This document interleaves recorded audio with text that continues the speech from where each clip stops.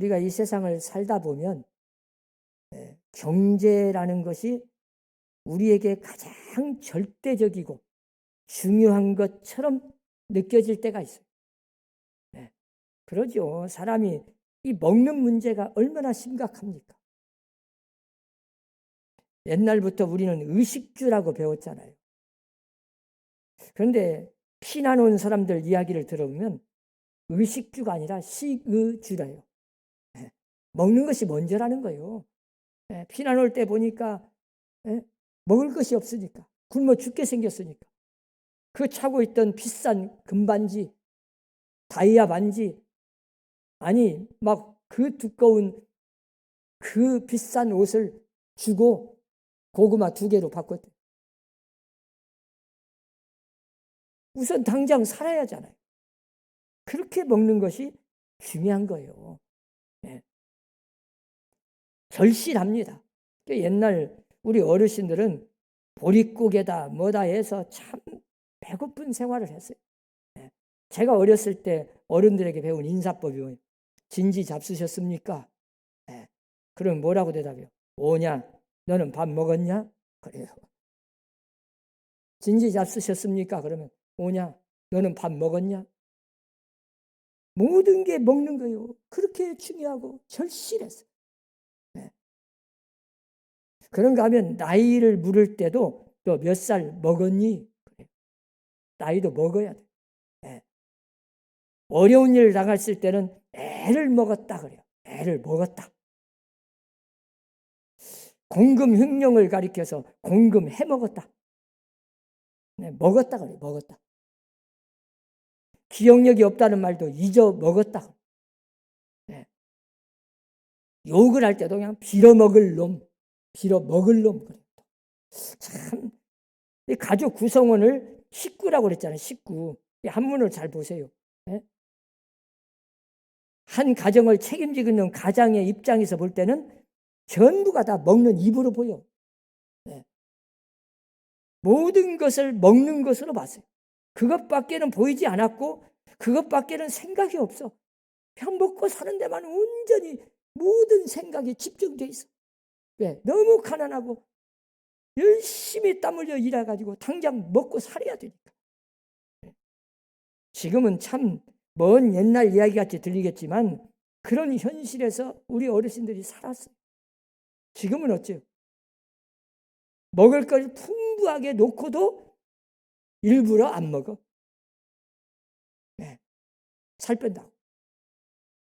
오히려 많이 먹어서 병난다고. 걱정이요. 이렇게 사람이 살아가는 데는 절대 필요한 요소가 있는데 그 중에 첫 번째가 먹는 거예요. 육신적으로 음식이잖아요. 그리고 두 번째는 지식이 있어야 돼요. 세 번째는 말씀이 있어야 돼요. 우리가 좋은 음식을 먹어서 육신의 건강을 유지합니다.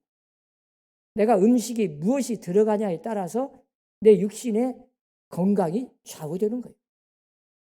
내 머릿속에, 이성 속에 지식이 어떻게 들어가냐에 따라서 내 정신이 건강한 거예요. 제가 아는 이 남원의 어느 교인은 이 하나님의 말씀이 잘못 들어가니까 얼마나 비참한지 아세요? 이 신천지 이만희가 가르쳐는 그 잘못된 지식을 집어넣으면 거기에 완전히 그냥 빠져가지고 세뇌 교육에 딱 돼가지고 그 지식 때문에 못 바꿔요. 지금도 이만희가 하나님이 안 죽는데 지금은 살아난대.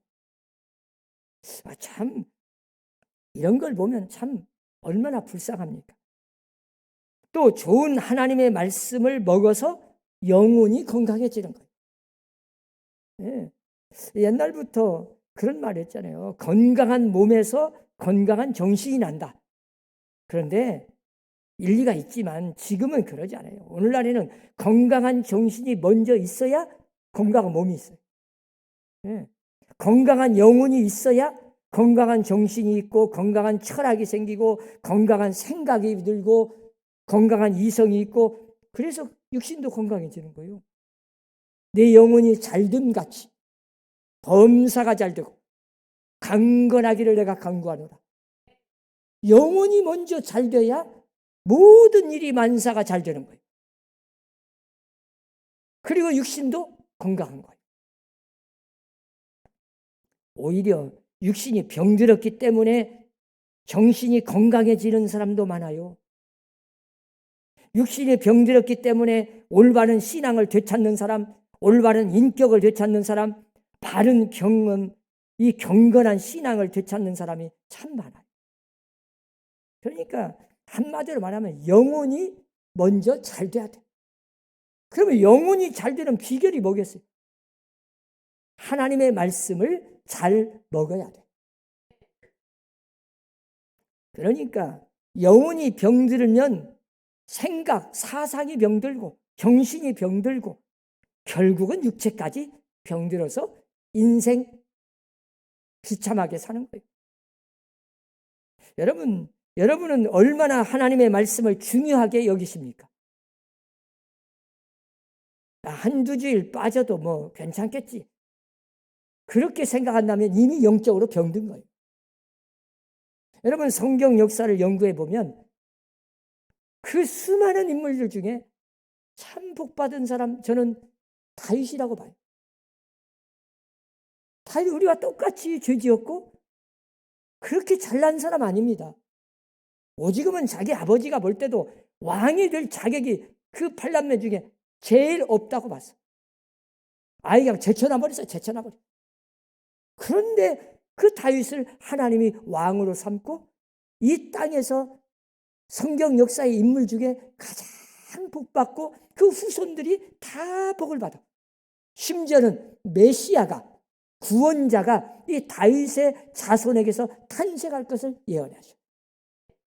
엄청난 영적인 복, 육신의 복, 자손의 복을 받은 사람이 다윗입니다. 근데 여러분 다윗의 신앙을 잘 보세요. 저는 연구해 보니까 다윗이 왜 그렇게 복을 받았을까? 간단해요. 다윗 그렇게 잘난 사람 아닙니다. 뭐 지식이 있었거나 뭐 훌륭하거나 남보다 특출나게 잘생기거나 없어요.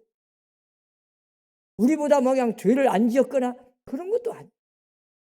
그런데도 다윗을 왜 하나님의 은혜를 베푸시고 복을 주셨는지 성경의 시편이나 다 읽어보세요. 시편 중에 얼마나 많이 다윗이 지은 시가 많습니까? 다윗이 하나님 앞에 고백하는 신앙을 보세요. 그 시를 읽어보세요. 얼마나 하나님의 말씀을 사모했는지, 얼마나 하나님의 성전을 사모했는지, 평생을 바쳐서 하나님의 성전을 건축하고 싶어서. 왜? 주님을 너무 사랑하니까. 하나님을 사랑하다 보니까 그 열심이 한 번도 식어지지 않고 하나님의 성전을 사모하면서 하나님의 성전에 가서 기도하면서 언제나 하나님의 말씀 앞에서 자기 자신을 돌아보면서 신앙생활을 했어요. 그래서 말씀이 꿀소리처럼 달고 그 말씀이 너무 사모하다 보니까 그 말씀대로 순종하려고 최선의 노력을 다한 사람이에요. 물론 어찌 사람이 하나님의 말씀대로 다 살겠습니까? 그러나 다윗을 보세요. 평생 날마다 순간순간 하나님의 말씀대로 살아보려고 발버둥을 쳤어요. 하나님은 그걸 보시는 거예요. 사랑하는 우리 사남교회 성도 여러분, 영혼이 잘 되는 비결, 영적으로 건강하고 영적인 축복을 받아서 자동적으로 만사가 잘 되고 육신이 건강하고 자손들이 복받는 비결, 영혼이 잘 돼야 돼요. 그 영혼이 잘 되는 비결은 하나님의 말씀을 사모하시고 하나님의 성전을 사모해서 하나님의 성전에 나와 하나님의 말씀을 잘 먹고 잘 듣고 순종하려고 최선의 노력을 다하는 성도들이 되시기를 주의 이름으로 축원합니다. 마지막 때 요한계시록 1장 3절에 보세요. 마지막 때는 무엇이 중요한지. 이 예언의 말씀을 읽는 자와 듣는 자와 그 가운데 기록한 것을 지키는 자가 복이 있나니. 때가 가까웁니다. 마지막이 가까울수록 하나님의 말씀을 읽고 듣고 그 말씀을 순종하고 지키려고 최선의 노력을 다하는 사람은 반드시 믿음을 지켜 천국까지 갈 것이고, 여러분 어떤 시험과 환난도 이겨낼 것이고, 그 말씀이 생명을 지켜주실 겁니다.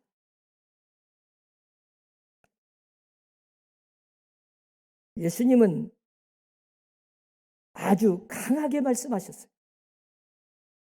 증거를 보여주셨어요. 마태복음 4장에 보면 예수님이 3가지 시험을 당하십니다.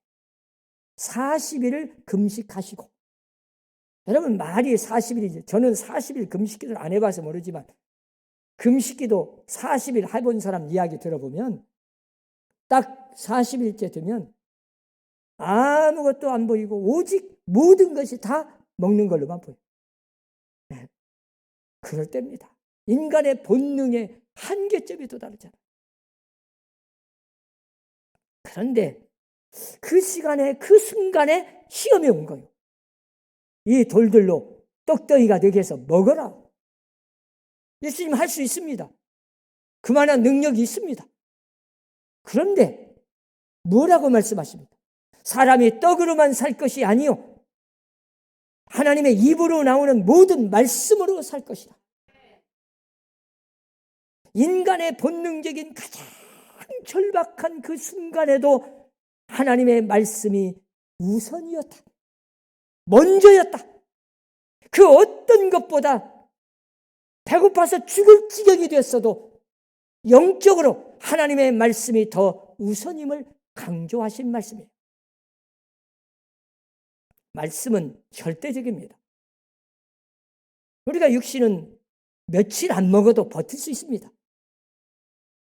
영적으로 하나님의 말씀을 단 한 번 하루라도 먹지 않으면 우리는 죽을 수밖에 없어요. 영양실조 걸려서 병들 수밖에 없어요. 하나님의 말씀이 없이는 내 영이 하루도 살아갈 수 없습니다. 내 영뿐만 아니라 내 정신이, 내 육신도 엄격히 따지면 내 생활 자체가, 인생 자체가 하나님의 말씀이 없이는 하루도 살아갈 수 없는 게 우리 인생이에요. 그래서 하나님은 우리에게 이 땅에 가장 중요한 선물로 말씀을 주신 겁니다.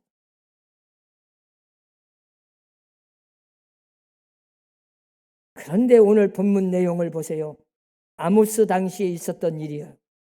그 당시에 국제 정세는 이스라엘에게 조금 유리하게 전개가 되었습니다.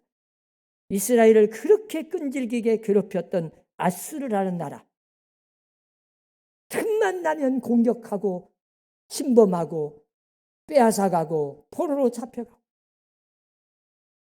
두려워서 하루도 살 수가 없었는데, 이 아수르라는 나라가 아랍과의 전쟁을 하다 보니까 이 이스라엘 나라에 침범할 시기가 없어, 기회가 없어, 정신이 없어. 그 틈을 공백을 이용해가지고 이스라엘은 아주 여로보암 2세 때는 주변 국가들을 다시 점령도 하고 솔로몬 때의 왕국을 재건하고자 노력해서 백성들은 기대가 크고 아주 엄청난 풍요를 누리고 번영이 있었던 때가 바로 그때예요. 결국 그들은 이렇게 풍요를 느끼고 축복을 받아서 잘 되고 축복을 받아서 풍요롭게 살다 보니까 사치를 하게 되고 타락을 하게 되고 하나님의 말씀을 떠나게 됐다. 바로 그거예요. 한마디로 말하면 하나님의 은혜를 저버리고 하나님의 말씀을 떠나버렸어요. 너무 풍요롭게 세상에 취하다가 향락에 취하다 보니까 이게 큰 시험이었습니다. 아모스 2장 6절 이하에서 보듯이 빈부격차가 심해지고, 이 빈부격차가 심하다는 뜻은 한마디로 말하면 타락했다는 증거입니다. 전체 골고루 먹으면 다 배고픈 사람 없고 잘 살 수 있는데 잘 사는 사람은 너무 잘 살고, 그게 뭐예요? 관리들이 이미 부정부패가 심해졌다는 뜻입니다. 우리나라도 그때 당시와 비슷해요. 세계 경제 대국이라고 해도 우리나라도 굉장히 빈부격차가 심합니다. 아모스 5장 11절 이하에서 보듯이 부정부패가 얼마나 심했는가를 알 수 있어요. 관리들은 부패하고 백성은 타락하고 사치하고 방종하고 하나님의 말씀을 떠나버려서 하나님에게서 멀어졌다. 이걸 지적하는 거예요. 바로 그런 때 하나님께서 이 선지자 아모스를 통해서 이 메시지를 주시는 겁니다. 무서운 심판의 선언입니다. 얼핏 생각하면 큰 심판 같지 않아요. 그냥 조용하게 별것 아닌 것처럼 느껴져. 왜? 심판도 당장 벼락이라도 맞아서 오늘 죽는다. 그러면 그냥 심판인 줄 알아. 저 바벨론 나라가 막 쳐들어와서 너희는 망할 것이다. 포로로 끌려갈 것이다. 이래야 좀 무서워하는데. 당장 경제가 파탄 나서 굶어 죽으리라. 이래야 하는데. 당장 재난으로 인해서 다 전염병으로 막 죽어가는 사람이 생길 것이다. 그래야 되는데. 그런 말씀이 아니에요. 그냥 조용하게 가장 근본적인 가장 무서운 심판을 예언하는 거예요. 내가 기근을 땅에 보내리니. 이 땅에 기근을 보내리라. 그런데 굶주림을 보내리라 하시고, 그런데 이 굶주림은 경제적인 굶주림이 아니라는 거예요. 양식이 없어 주림이 아니며 물이 없어 가람이 아니요 여호와의 말씀을 듣지 못한 기갈이라. 오늘 11절에 나오잖아요. 그래서 사람이 이 바다에서 저 바다까지 북에서 동까지 비틀거리며 여호와의 말씀을 구하려고 달려 왕래하되 어찌 못하리지. 네? 말씀에 무서운 기근을 보내시겠다고 말씀하는 거예요. 아주 마지막 최후의 통첩, 종말론적인 통고예요. 무서운 심판의 예고입니다. 여러분, 참 기근, 참 기갈이 무엇이라고 생각하세요? 진짜 무서운 기근, 무서운 기갈이 뭐라고 생각하세요? 육신의 양식 없어서 굶는 것도 기근이죠. 육신적으로 갈증을 느낄 때 물이 없으면 기갈이죠. 그런데 영적으로 하나님의 말씀을 듣지 못하는, 말씀을 믿지 못하고 말씀이 아주 끊어져 버리는 그 기근 기갈은 가장 무서운 심판입니다.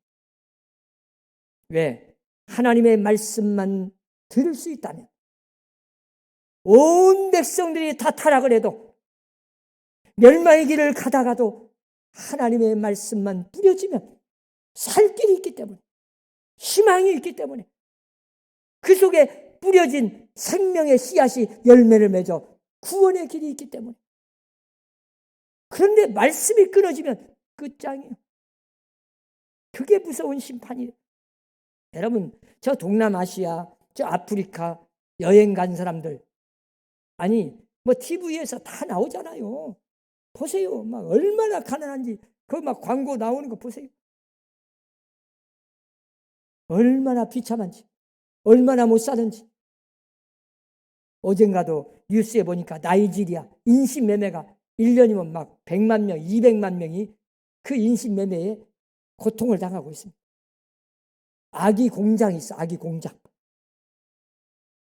인신매매에서 임시를 시켜서 아기를 키워가지고 그 아기를 또 매매해. 그런 마을이 있어. 그 범죄 조직단. 근데 한둘이 하죠. 여러분, 어떤 사람은 교인이 저한테 질문해요. 너무 비참하다고. 막 TV 보면은 막 도저히 어떻게 저런 비참한 일이 있냐 이거요. 이해가 안 간대. 네. 여러분, 그냥 조금 굶고 그런 게 아닙니다. 비참해요. 네. 그러면 왜 그렇게 저들은 그냥 몇십 년도 아니고 몇백 년, 몇천 년을 그렇게 고통당하고 못 살고 비참하게 한 나라가 전체가 다, 수많은 나라가 그렇게 살아야 합니까? 어떻게 생각하면 참 하나님 너무 불공평한 것 같이 보여. 그런데 여러분 잘 보세요. 역사를 연구하는 사람들. 우리가 이 신학적으로 영적으로 말씀을 연구하다 보면 답이 나옵니다. 그 원인, 그 이유는 종교 문제입니다. 딱 하나의 종교 문제. 잘 보세요. 하나님이 없는 나라, 하나님의 말씀이 끊어져 버린 나라, 하나님의 말씀이 들어가지 않는 나라, 다른 말로 표현하면 우상만 섬기는 나라, 지지리도 못 살고. 왜? 그 생각이 병이 들고 사상이 병이 들고 영적으로 병이 들어버리니까 정신이 병이 들고 육신이 병이 들고 못 살고 못 먹고 굶어 죽고 전염병 생기고 이게 계속 돌아가는 거예요. 종교가 잘못됐어요. 종교가. 여러분 우리나라가 이렇게 잘 살고 이렇게 축복을 받은 계기가 어떤 겁니까? 기독교가 딱 들어온 때부터. 그걸 아셔야 돼요. 이 종교가 잘못되면요 인간성이 파괴되어버려요. 이 생각이 병이 드니까 이 진성교사 이야기잖아요. 아니 소고기 소 잡아서 먹으면 굶어 죽는 사람 아마 많이 없을 거요. 그런데 어찌 그 소를 섬겨. 우상이요. 신이요 신. 심지어 소똥 버리지도 못해. 왜? 생각이 병이 되니까. 소가 신인데. 그러니까 운명이라고 생각해. 운명. 네. 우리 우물 파기 운동 많이 하잖아요. 그런데 가보세요. 아니 땅만 파면 조금만 깊이 파면 뭐 아니도 아니요. 조금만 파면 물 나와요. 그런데 안 파. 게을러. 그냥 운명이요. 생각이 없어. 그 생각을 못해. 왜? 생각이 병이 들어서. 우리가 성경에서 하나님의 말씀은 여러분 잘 보세요. 생각을 바꾸는 겁니다. 기독교의 사상은 그래서 생각을 바꾸는 거예요. 믿음이라는 게 뭐예요? 긍정적인 사고로 바꾸는 거예요. 그러니까 우상이나 섬기는 사람, 이 종교가 잘못된 사람들은 언제나 생각이 부정적이에요. 잘못됐어. 그래서 여러분 하나님의 말씀이 얼마나 중요한지, 하나님의 말씀이 있는 곳에, 하나님의 말씀이 들어가는 곳에는 생명의 역사가 탄생하는 겁니다. 구원의 역사가 이루어지는 거예요.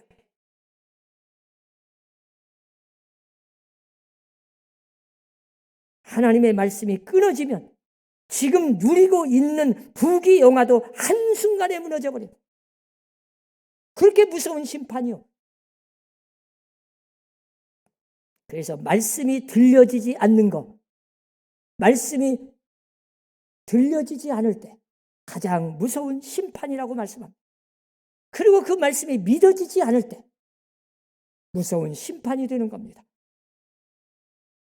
말씀이 들려지지 않고 선지자가 떠나는 것도 큰 문제죠. 저는 참 목회를 하면서 이런 생각을 해봐요. 물론 아예 안 믿는 사람, 우상 섬기는 사람, 미신 섬기는 사람, 하나님의 말씀을 아예 그냥 들으려고도 하지 않고 들리지도 않고 믿지도 않는 사람은 말할 것이 없지만 하나님의 성전에 나와서 교회에 나와서까지도 하나님의 말씀이 들려지는데도 내게로 들려지지 않을 때 이게 더 무서운 거예요. 제일 불쌍한 거예요. 우리 선함교회 성도들은 하나님의 성전에 나와서 하나님의 말씀을 들을 때 그 말씀이 내게로, 영적으로, 나에게로, 내 말씀으로 하나님의 음성으로 들려지는 영적인 귀가 열려지는 축복받은 성도들이 되시기를 주의 이름으로 축원합니다. 믿어지는 성도들이 되십시오. 그런데 듣기는 듣는데 자기를 향한 말씀으로 들리지 않고 꼭 다른 사람을 향한 말씀으로만 들리는 사람이 있어요. 어떤 때 제가 설교하다 보면 사랑하라 설교하면 젊은 사람들 앉아가지고 부부간에 서로 옆구리를 찔러. 당신이 들어야 할 말이라고. 나는 아니라고. 여러분, 말씀은 언제나 나에게 주시는 말씀으로 믿어주시기를 바랍니다. 그래야 진짜 하나님의 음성이 들려오는 거예요. 여러분, 성경은 말씀합니다. 에스겔이나 예레미야나 이사야나 이 선지서를 잘 읽어보세요. 선지자들을 통해서 하나님은 언제나 말씀을 주시잖아요. 가서 전하라. 듣든지 아니 듣든지 전하라. 그리하여 선지자가 이 땅에 있음을 알려라. 이게 참 하나님의 엄청난 축복의 말씀이에요. 선지자가 있다는 것을 알려라. 선지자가 있다는 게 뭐예요? 하나님의 말씀이 아직 있다. 하나님의 말씀을 전하는 자가 있다면 그것은 희망이 있습니다. 아무리 타락한 곳이라도, 타락한 나라일지라도 하나님은 그곳을 사랑하기 때문에. 이스라엘이 그 절박한 어려움을 겪었을 때에도 말라기서 이후부터 예수님 오실 때까지 400년 동안 말씀이 끊어져 버렸잖아요. 그래서 그 암흑기라고 그래요. 암흑기. 이 400년 동안 말씀이 끊어져 버렸어요. 선지자가 끊어져 버렸어요. 어딘가에 선지자가 있어야 구원이 있는 건데 말이에요. 말씀이 떠나면 안 되는데. 그래서 성경 에스겔서 2장 5절에서도 듣든지 아니 듣든지 그들 가운데 선지자가 있음을 알지니라. 이건 축복의 말씀이에요. 그래도. 그런데 오늘 본문 말씀 보세요. 내가 기근을 보내랴. 그 후에는 말씀을 들을래야 들을 수가 없으리라. 아무리 하나님의 말씀을 들으려고 발버둥을 치고 헤매고 다녀도 들을 길이 없으리라. 이 얼마나 무서운 심판의 말씀입니까?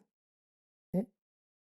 지금 저 북한에는요, 하나님의 말씀, 성경, 아니 뭐 신구약 성경 66권이 아니요, 그냥 신약 성경, 아니 신약 성경도 아니요, 사복음서, 마태복음, 마가복음, 누가복음, 요한복음, 이 사복음서, 아니 그것도 너무 귀하니까 그냥 쪽복음, 마태복음서 하나, 누가복음서 하나, 이 하나를 구하기 위해서 몇 달을 월급을 모아 그거 하나 위해서 목숨을 걸고 저 중국까지 넘어와서 그 말씀 하나 사가지고 가요.